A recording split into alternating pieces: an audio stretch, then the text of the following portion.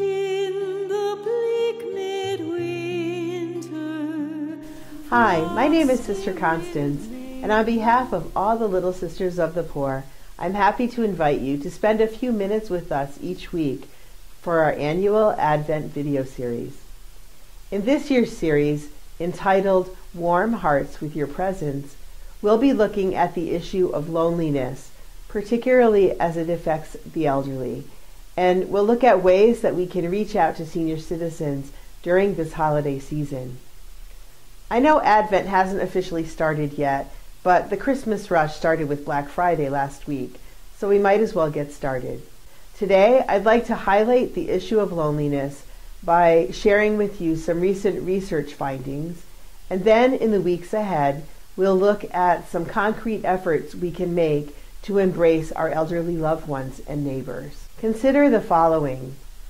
In the United States, 28% of senior citizens live alone, and over 1/3 of older people report experiencing frequent or intense loneliness. 22% of seniors in the United States are what's called elder orphans, or are at risk of becoming so. This is a term used to describe older people who have no living spouse, children, or siblings to count on for support.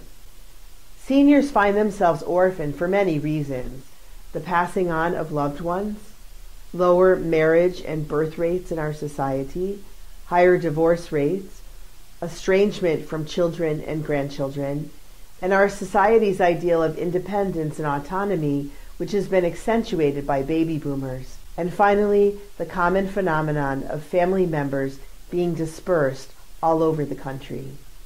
Recent medical studies have revealed that there is a concrete link between loneliness and early mortality.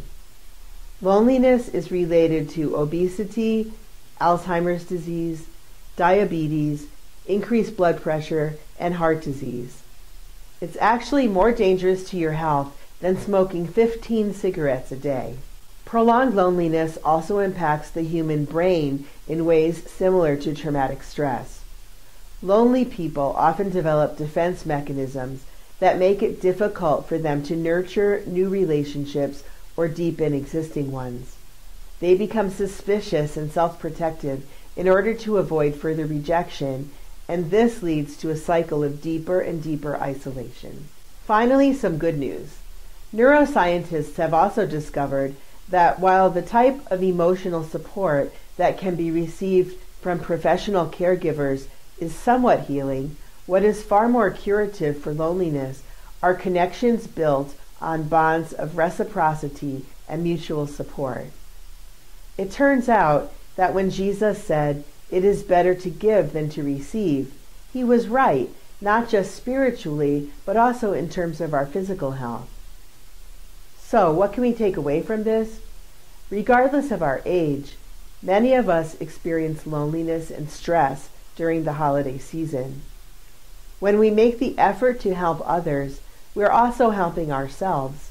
And in our outreach to the elderly, while it's wonderful to give them pleasure, it's even better to find ways of enabling them to contribute their unique gifts to others. I'll close with some practical advice that St. John Paul II once shared with senior citizens. He said, "When you are lonely, go and visit somebody who is still lonelier than you." This wisdom I'd like to recommend to you. Open your mind to those companions on your road whom you can help in one way or the other, through a conversation, through giving a hand, some favor, or at least your expressed sympathy. I promise to you in the name of Jesus, in this you are going to find strength and consolation. So this week, let's get out there and start warming hearts with our presence. Yet